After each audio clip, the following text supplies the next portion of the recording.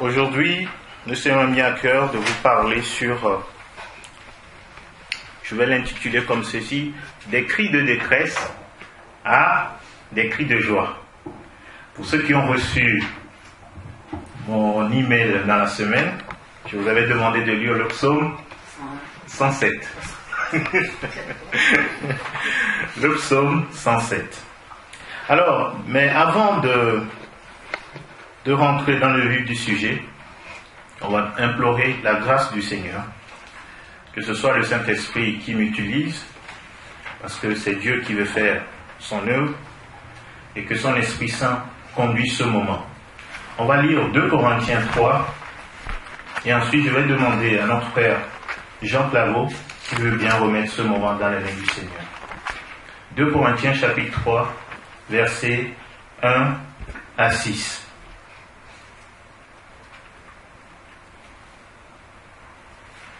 C'est écrit, recommençons-nous à nous recommander nous-mêmes, ou aurions-nous besoin, comme quelques-uns, de lettres de recommandation? Pour vous, ou bien de vous, vous êtes notre lettre écrite dans nos cœurs, connue et lue de tous les hommes. Vous êtes manifestement une lettre de Christ, écrite par notre ministère, non avec de l'encre, mais avec l'Esprit du Dieu vivant, non sur des tables de pierre, mais sur des tables de chair, sur vos cœurs. Telle est l'assurance que nous avons par le Christ auprès de Dieu.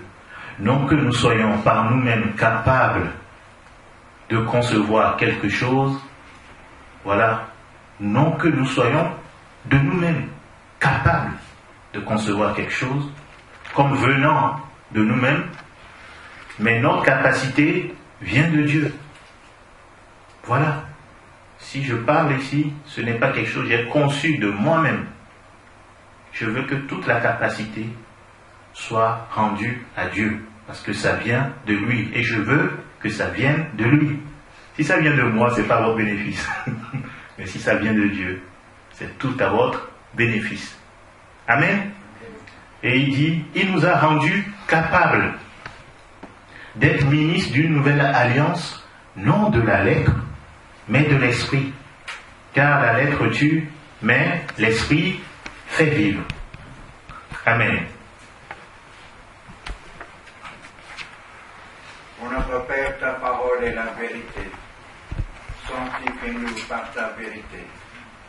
Sanctifie ton serviteur qui doit nous annoncer ta parole. Et que ton esprit nous purifie. Oui, ta parole est vraiment une lumière. Elle a toujours été une lumière sur notre route. Alors nous te le demandons, que ta parole ne revienne pas à toi sans effet dans nos cœurs, dans nos vies. Bénis ton serviteur, bénis tous nos frères qui sont absents, afin que là où ils sont, ta parole soit aussi pour eux un puissant réconfort, une puissance de salut. Au nom de Jésus, la parole vivante, la parole faite chair. Amen. Amen. Le psaume 107. Dans le psaume 107, nous allons voir 4 catégories de situations ou de personnes où des gens ont dû crier à Dieu. Mais le psaume 107 commence par un résumé au fait de tout ce qui va être dit dans la suite.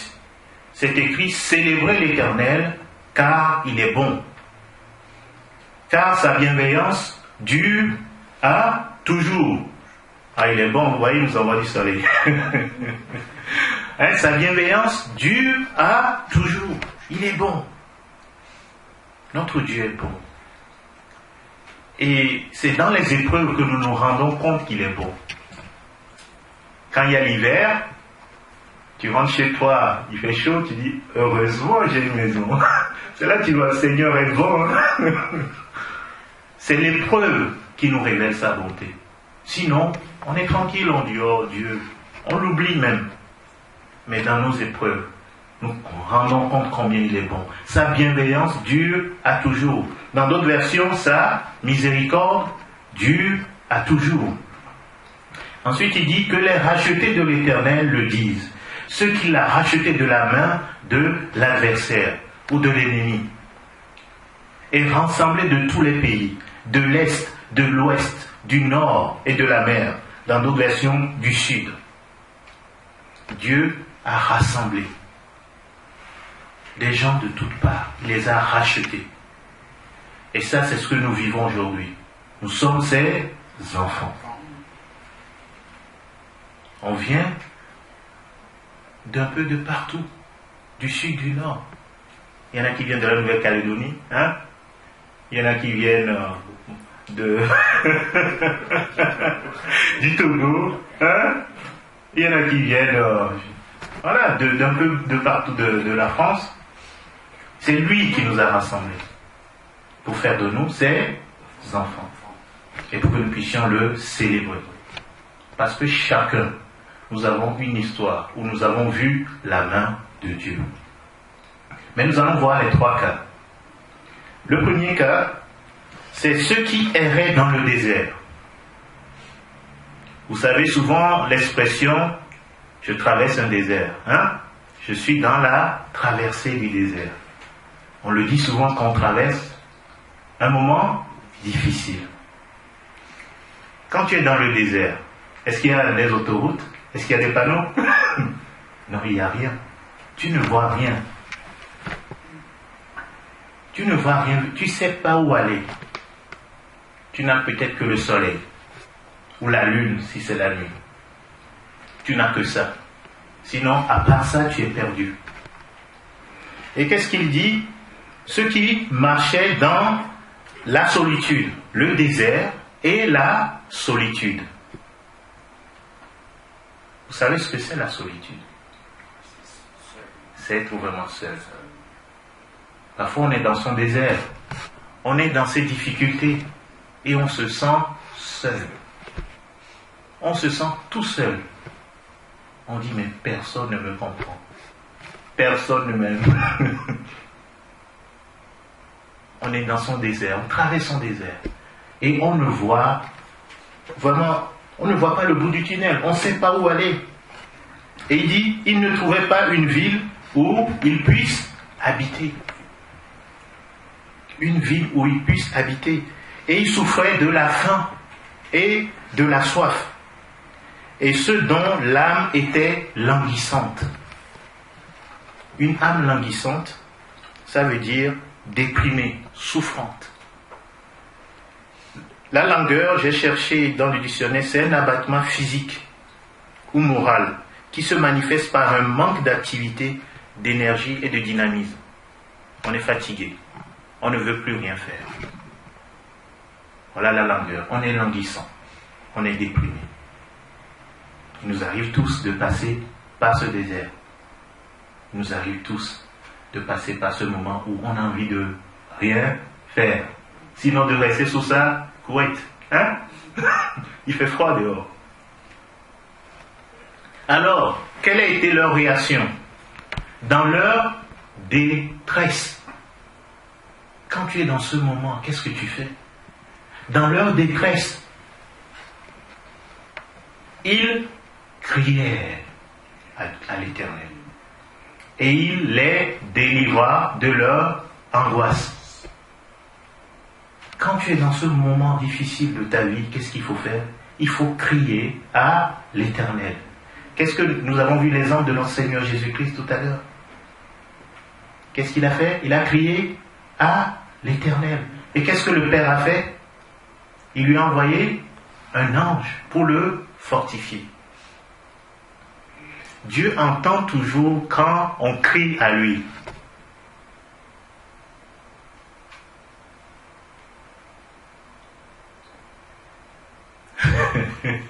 Noémie, quand tu criais, quand tu étais bébé, hein? Elle attendait Dorcas, hein? N'est-ce pas? C'est Dorcas peut le témoigner. Quand on crie, Dieu entend. Vous savez, souvent on pense qu'il ne faut pas crier à Dieu. Dieu nous apprend ici qu'il faut crier à lui. Jésus lui-même a dit à ses disciples, priez. Priez. Dites les choses au Père. Dites-lui les choses. Et comment est-ce que l'Éternel les délivra? Par rapport au désert, où il n'y a pas de chemin, qu'est-ce que le Seigneur a fait? Il les conduisit par le droit chemin, au verset 7. Il les conduisit par le droit chemin. Là où il n'y avait pas de chemin, là où je n'avais aucune vraiment espérance, où tout me semblait noir, où je ne savais pas où aller, Dieu me trace un chemin. Dieu me montre la direction. Je ne sais pas comment je vais faire. Et Dieu me donne la direction. Il faut crier à Dieu. Et il vient nous délivrer. Il nous donne un chemin dans notre difficulté.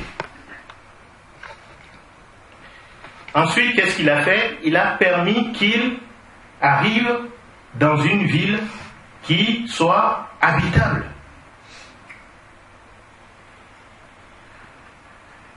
Une ville où, quand le Seigneur dit une ville qui soit habitable, je ne veux pas parler de grande ville ou etc. Il veut dire c'est un lieu où on peut habiter. Il nous prépare un endroit, un abri. Un endroit où nous pouvons bien nous sentir. David disait, l'Éternel est mon et il est mon refuge. Quand tu cries à lui, il t'amène dans son refuge. Et David disait, j'aime habiter dans la maison de l'Éternel. Il ne faut pas comprendre ville comme les grandes villes d'aujourd'hui. Ce n'est pas ce que le Seigneur veut dire. C'est que le Seigneur nous donne, il nous donne sa présence. Il peut nous donner aussi des frères, des sœurs. Et c'est ça qui tue notre solitude. C'est ça qui nous donne un endroit habitable. Et quand il fait froid, nous sommes dans l'hiver, tu arrives chez toi, c'est habitable. Parce qu'il fait chaud. Ça te fait du bien. Ensuite, qu'il célèbre l'Éternel pour sa bienveillance et pour ses merveilles en faveur des humains. Qu'il célèbre l'Éternel. Quand le Seigneur fait ça dans notre vie, est-ce qu'on va dire, bon, finalement, ça aurait pu arriver, hein? C'est tout à fait normal que ça arrive. Quand le Seigneur nous sauve, souvent, on raisonne comme ça. On dit, bon, allez, finalement, ça aurait dû arriver. Hein? C'est normal, au fait. On fait notre petit calcul, on dit, c'est pas l'Éternel, au fait. Mais le Seigneur nous ordonne quelque chose. Qu'il le célèbre, qu'il le loue pour sa bienveillance, pour ses merveilles en faveur des humains. C'est quand je décide de louer le Seigneur parce qu'il m'a fait du bien, que je grandis dans sa connaissance, et que la souffrance, je commence par voir autrement la souffrance. Je sais que mon Dieu est là. Je sais que mon Dieu prend soin de moi. Qu'il veille sur moi. Que quand je crie à lui, il n'est pas sourd, il entend. L'exemple que tu donnais, Rémi. Quand PIP te parle, tu l'écoutes. Tu lui prêtes attention. Et nous, quand on crie à Dieu, Dieu dit, je prête attention. Dieu tourne son oreille et dit, tiens, il y a mon enfant. Comme une maman, quand le bébé crie, voilà, des fois le bébé, on le laisse. Quand c'est trop, hein, on dit, laissez-le pleurer un peu, il va se taire. Quand le bébé abuse, hein. Mais notre Dieu n'est pas comme ça. Il sait quand on abuse et quand on n'abuse pas. Il sait quand c'est sérieux. Il vient à notre secours. Nous pouvons compter sur lui. Donc, le Seigneur, par rapport à notre âme qui avait soif, le Seigneur désaltère notre âme. Et par rapport à notre âme qui était affamée, le Seigneur comble notre âme de bien. Vous voyez, dans ce premier cas, Tu es dans ton désert, tu es seul. Désert, tu es seul. Ton âme a soif, ton âme est affamée. Qu'est-ce que le Seigneur te demande de faire? C'est de crier à lui. Et il vient combler tout cela. Ton désert, il te donne un droit chemin. Ta solitude, il te donne une ville habitable. Ta soif, il étanche ta soif. Ta faim, il te comble de bien. Voilà qui est notre Dieu. Et juste pour ça, nous pouvons le louer. Juste pour ça. Il y a d'autres cas, je vois que le temps avance, mais juste ce cas-là que nous avons pris. Parce que ce cas nous est tous commun. Nous traversons tous le désert, où nous ne savons pas où aller, où nous tournons en rond. Il y a des moments dans notre vie, notre âme a soif. Notre âme a soif de Dieu. C'est ce que David disait. Il dit, mon âme, pourquoi tu t'abats au-dedans de moi? Pourquoi gémis-tu au-dedans de moi? Espère en Dieu, car il est le Dieu de mon salut. Notre âme, des fois, souffre. Nous souffrons à l'intérieur de nous-mêmes. Et Dieu vient nous secourir. Nous allons à lui et nous apporte la paix du cœur. Il dit, celui qui se confie en moi, qu'est-ce que je fais? Je lui donne la paix de foi. Ça veut dire, il ne s'est pas trompé, ce n'est pas une faute de frappe. Dieu nous donne vraiment sa paix. Vous le trouvez dans Ésaïe 26. À celui qui se confie en l'Éternel, il lui donne la paix, la paix. Dieu veut notre paix quand notre âme est troublée. Notre âme, quand on parle qu'il a faim, il a soif, ce n'est pas des choses physiques. Notre âme a faim et soif de Dieu. David parle à son âme. Il dit, tu sais pourquoi tu es abattu? Tu sais pourquoi tu gémis? C'est parce qu'il te manque la présence de Dieu. Va louer ton Dieu. Va le célébrer. Va rendre gloire à ton Dieu. C'est ce que David a dit à son âme. Mon âme, pourquoi gémis-tu? Il dit, loue l'Éternel. Bénis-le. Bénis son Saint-Nom.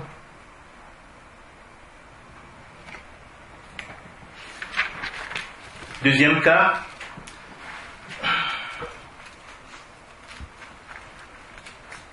il dit, ceux qui habitaient les ténèbres et l'ombre de la mort, prisonniers dans le malheur et dans les fers, parce qu'ils s'étaient révoltés contre les paroles de Dieu, parce qu'ils avaient dédaigné le conseil du Très-Haut, il humilia leur cœur par la peine, ils trébuchèrent et personne ne les secourut. Dans leur détresse, ils crièrent à l'Éternel et il les sauva de leur angoisse. Il les fit sortir des ténèbres et de l'ombre de la mort et il rompit leurs liens. Qu'il célèbre l'Éternel pour sa bienveillance et pour ses merveilles en faveur des humains. Car il a brisé les portes de bronze, il a rompu les verrous de fer.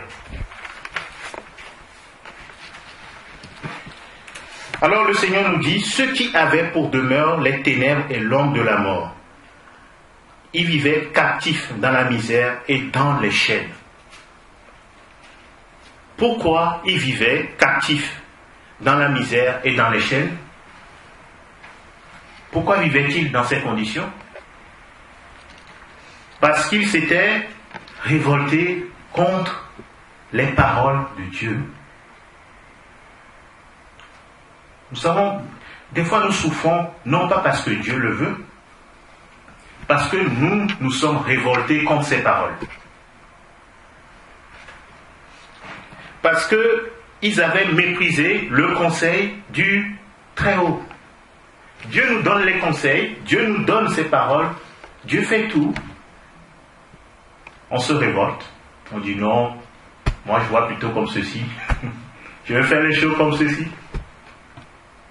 Voilà comment on réagit vis-à-vis de Dieu.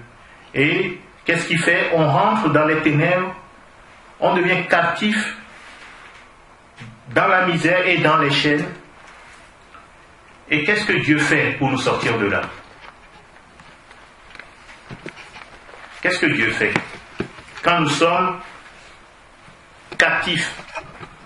Nous demeurons dans les ténèbres. Quand on dit nous demeurons dans les ténèbres, ça veut dire que les choses ne vont pas bien, nous souffrons, nous déprimons, notre âme n'est pas en paix, etc.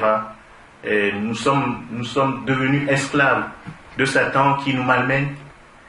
Nous sommes captifs, nous sommes dans les chaînes. C'est comme on va vers un piège et nous sommes fait attraper et nous nous débattons. Alors, quelle est la solution du Seigneur? C'est écrit dans le verset, je vous fais participer parce que sinon... Quelle est la solution du Seigneur ici? Qu'est-ce qu'il a fait? Il les délivre, mais comment il a fait pour les délivrer? Il les éclaire, il les humilie. On s'est révolté. Dieu, je ne veux pas de toi. Je fais ce que je veux. Et qu'est-ce que Dieu fait à la place? Il nous humilie. Pourquoi il nous humilie? Parce que la révolte résulte de quoi? De l'orgueil. L'orgueil est dans tout un chacun de nous. À cause du péché d'Adam, l'orgueil est en nous. Notre nature, nous voulons être indépendants de Dieu. C'est ce qu'ont fait nos ancêtres Adam et Ève. On veut être indépendants. On veut marcher, on veut vivre par nos propres forces. On veut être notre propre Dieu. C'est ce que Adam et Ève ont fait. Et nous aussi, nous emboîtons des fois leurs pas. Et qu'est-ce que Dieu fait? Il dit, il les humilia par la souffrance. Vous voyez, la souffrance, ce n'est pas seulement quelque chose de négatif. Je sais qu'il y a beaucoup de nos bien-aimés qui souffrent, mais pas pour ces raisons-là. Mais des fois, nous-mêmes, nous allons sur de mauvais chemins et le Seigneur nous rattrape. Il nous humilie par la souffrance. Pour que, dans quel but? Pour que nous puissions dire, Seigneur, c'est toi qui as raison. C'est pourquoi le mot « ils succombèrent et personne ne les secourut » est écrit plus tard. Succomber, ça ne veut pas dire ils sont morts. Succomber veut dire cesser de résister à quelqu'un qui est plus fort. C'est qui le plus fort? C'est Dieu. Ils se sont révoltés. Moi, je veux faire ma vie. Moi, comme les jeunes adolescents. Allez, papa et maman, c'est bon, allez. Lâchez-moi. Je fais ce que je veux. On coupe les ponts. Je ne veux pas attendre de ton conseil. Et après, Dieu, comment il fait? Il nous humilie par la souffrance. Et après on dit, bon, finalement c'est toi qui as raison. L'enfant revient à ses parents et dit, finalement vous aviez raison. J'ai fait une erreur, je me suis révolté contre vous. Et Dieu fait la même chose avec nous. C'est pourquoi nous vivons dans un monde où il y a la fragilité, où il y a beaucoup de péchés. Et nous-mêmes, quand nous nous coupons de Dieu, qui est la lumière, nous sommes comme dans les ténèbres. Et nous souffrons. Nous voyons beaucoup de choses autour de nous. En nous, ça ne va pas. S'il y avait, beaucoup de violence dans ce monde. S'il n'y avait pas ça, si on était tranquille, on ne reviendrait pas vers Dieu. Dieu permet ces choses pour nous rattraper, pour qu'on dise, ah Seigneur, finalement, c'est toi qui as raison. C'est dans ce monde qu'on vit aujourd'hui, il y a beaucoup de violence. À peine hier, j'ai écouté un monsieur, pour une fête d'anniversaire, il était à côté, les voisins faisaient du bruit. Vous imaginez, les voisins faisaient du bruit, il vient leur dire, vous faites trop de bruit. Et qu'est-ce qu'ils lui ont dit? Allez, laisse-nous tranquille. Il revient avec un fusil, un pistolet automatique. Et il les a fusillés. Et il y a un qui est mort. Mais on va où là? C'est terrible. Vous voyez comment le péché règne dans ce monde? On lui a simplement dit non. Il revient avec un fusil.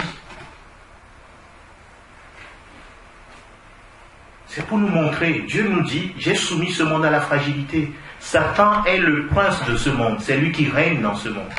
C'est pourquoi il nous demande chaque jour de veiller sur nos cœurs. C'est quand nous devenons ses enfants, de ne rien laisser de mauvais qui rentre dans notre cœur ou qui soit devant nos yeux.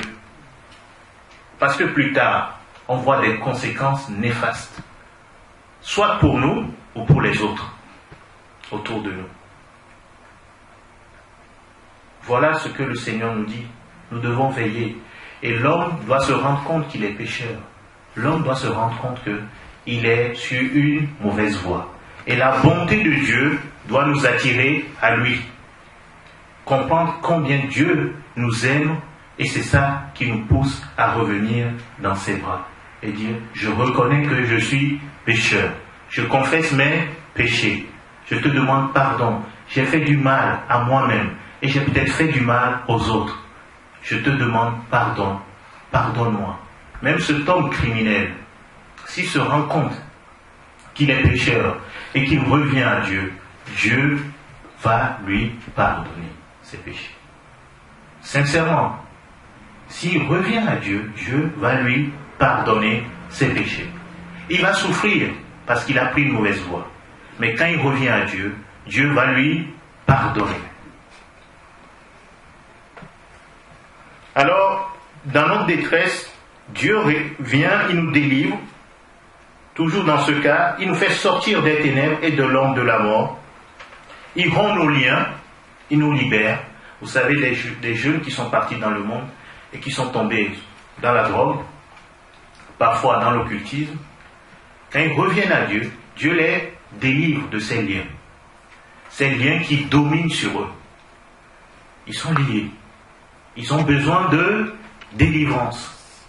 Nous-mêmes, quand nous désobéissons à Dieu, nous devenons esclaves de ce qui a triomphé sur nous. Et nous avons besoin d'être délivrés. Amen. Donc, il a brisé les portes des reins, il a rompu les verrous de fer. Qu'il loue l'Éternel pour sa bonté et pour ses merveilles en faveur des fils de l'homme. Qu'il loue. Il faut louer Dieu. Il faut louer Dieu pour ce qu'il a fait pour nous. Pour ce qu'il a fait pour toi et moi. Parce qu'il est fidèle. Parce qu'il est bon. Parce qu'il nous a délivrés. Alors la souffrance, ne la regardons pas toujours comme quelque chose de négatif. Le Seigneur nous dit, c'est comme un père que l'Éternel te châtie. Quand le Seigneur nous corrige, c'est pour notre bien. Et la souffrance, c'est le moyen que le Seigneur a choisi pour nous sauver. Il a souffert à la croix pour nous. Jésus a souffert à la croix pour nous. Nous l'avons vu tout à l'heure, même dans le jardin. Il était angoissé. Mais il est allé quand même à la croix. Alors ma question pour toi, mon frère, ma soeur, est-ce que tu es prêt à souffrir pour le nom de Christ? Est-ce que tu es prêt à souffrir pour son nom? Est-ce que tu peux faire comme Jésus? Je ne dis pas par tes propres forces. Je parle de l'obéissance au Seigneur. Est-ce que tu es prêt aujourd'hui à renouveler ton engagement vis-à-vis de lui? Lui dire, Seigneur, ce n'est plus moi qui vis, c'est toi qui vis en moi. C'est toi, mon Seigneur. Viens régner en moi. Viens prendre toute la place dans ma vie. Nous n'aimons pas souffrir pour le nom de Christ. Et souvent, nous faisons des compromis. Parce que nous ne voulons pas souffrir. Et le Seigneur nous dit que si nous voulons marcher avec lui, il faut être prêt à souffrir pour son nom. Ce n'est pas incompatible avec la vie chrétienne. Il dit ceux qui veulent vivre pieusement seront persécutés. Et c'est quand nous choisissons de marcher avec le Seigneur que le Seigneur est avec nous, qu'il nous garde, qu'il nous conduit dans ses voies. Il nous dit, je suis avec toi, mon enfant. Hier soir, on était allé voir mamie. Elle tousse. Elle est dans son lit. Elle n'est pas à l'aise. Et pourtant, pas un seul mot de plainte venant de mamie. Et j'ai dit à mamie, alors, quel est ton verset préféré? Mamie dit, le psaume 23. Avant que je prenne ma Bible, elle a commencé à réciter. Le Seigneur est mon berger. Je ne manquerai de rien. C'est ça, le Seigneur attend de nous. Même quand nous souffrons, de nous rappeler qu'il est notre berger. Il dit, je ne crains aucun mal. Quand je traverse la vallée de l'ombre de la mort, je ne crains aucun mal. Pourquoi? Parce que tu es avec moi. C'est un exemple pour nos mamies. Malgré son épreuve, elle loue son Dieu. C'est ça Dieu attend de nous. Dans l'épreuve, de persévérer. De persévérer. Je ne savais pas que Noé était libéré. Tu vois, hier on est passé, on était pressé, on a oublié de passer voir Noé. Il était déjà libéré. Voilà.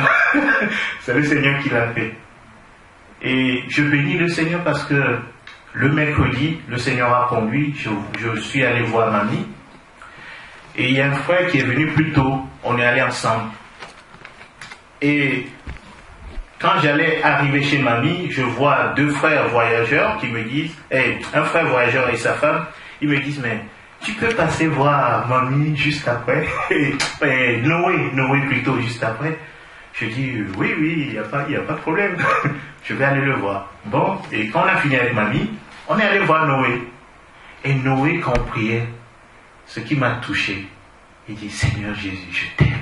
Seigneur, tu sais que je t'aime Jésus, je t'aime. Il disait ça tout le temps.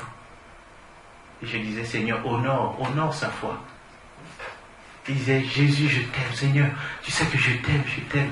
Et puis il me dit, priez pour moi.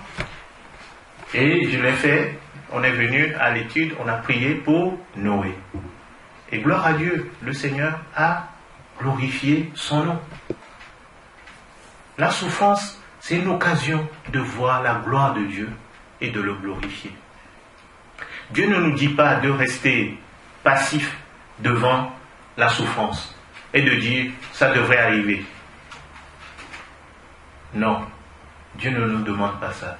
Il nous dit de nous lever, de prier, jusqu'à ce qu'il nous dise non, moi j'ai choisi que les choses soient ainsi. Et là on dit, bon Seigneur, que ta volonté soit faite. Jésus lui-même a prié, Paul a prié.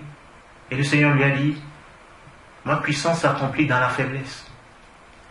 Il a voulu que le Seigneur lui ôte les charges qu'il avait dans sa chair. Le Seigneur dit non. Il a prié au moins 3 fois. Souvent, nous nous laissons aller, nous disons non, c'est le Seigneur qui veut. Non, le Seigneur, il dit, il y a l'adversité, je suis avec toi, crie à moi et je viens te délivrer. Et ensuite tu pourras me louer. J'ai crié à toi Seigneur, tu m'as délivré et je viens te louer. Que nous puissions toujours louer notre Dieu parce qu'il est fidèle, il répond quand nous crions à lui. Il change nos cris de détresse en cris de joie. Je vous invite à continuer cette lecture, à méditer vraiment le psaume 107. C'est très riche. On n'a pas le temps pour aller plus loin. C'est très riche. Le Seigneur veut transformer nos cris de détresse en cris de joie. Il veut transformer nos troubles, notre cœur en peine, en quelque chose qui est vraiment paisible. Il veut te donner la paix. Il veut te guérir. Il veut te faire du bien. Il est bon. Les disciples ont été battus à cause du Seigneur. Ils ont reçu des coups, des verges. Vous savez ce qu'ils ont fait? Ils n'ont pas dit, oh là là, nous les apôtres ont été battus. Ils étaient joyeux.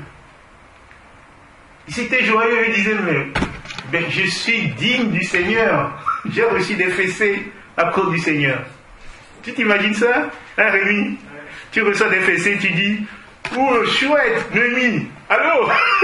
Je viens d'avoir mes premières fessées à cause du Seigneur. Réjouis-toi avec moi. Eh bien, ça paraît contradictoire. Et pourtant, les enfants de Dieu, c'est ça. Quand tu souffres pour le nom de Dieu, Rémi, voilà, dans 1 Pierre 4,12, quand tu souffles pour le nom du Seigneur, jusqu'au verset 14, l'esprit de gloire, l'esprit de Seigneur repose sur toi. Tu t'es identifié avec le Seigneur s'associe avec toi. Tu as décidé de dire, Seigneur, je suis ton enfant. Il dit, moi aussi, je suis avec toi. L'esprit de gloire, l'esprit de grâce repose sur nous. Il dit, c'est pourquoi ne trouvez pas étranges les épreuves que vous traversez. Il faut crier à Dieu. Hein, Michel? Voilà, Michel dira toujours, eh bien, c'est ma mamie, c'est mon papy. Rien ne peut nous séparer de l'amour de Dieu. Rien. Amen. On va chanter avec les cris de joie. Puisque nous avons tous des moments de faiblesse, des moments d'épreuve, le Seigneur nous dit une chose, nous pouvons le célébrer avec des cris de joie, parce qu'il nous délivre toujours, d'une manière ou d'une autre, il nous délivre.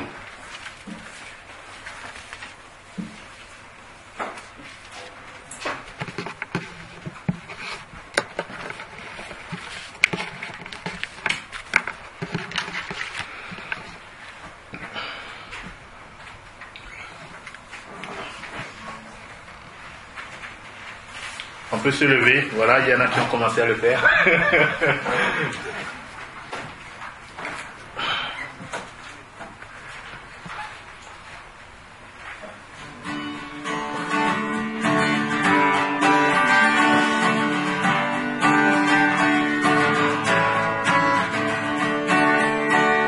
Avec des cris de joie,